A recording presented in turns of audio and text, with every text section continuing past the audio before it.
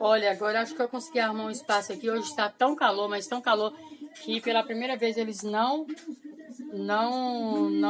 foram secados em secador. Não usei o secador nem a vapor frio. Né, Ted? Tá calminho, né, bebê? Tava todo mundo deitado, ele deitado no chão frio, porque o chão é frio, ajuda bastante. Depois a gente fala mais a respeito das unhas, né, Ted, Rex? E todos com Deus. Deus abençoe, deixe seu like, compartilhe, toque o sininho, por favor. Obrigada. Deus abençoe a todos. Olha, ó, tá vendo? Ele só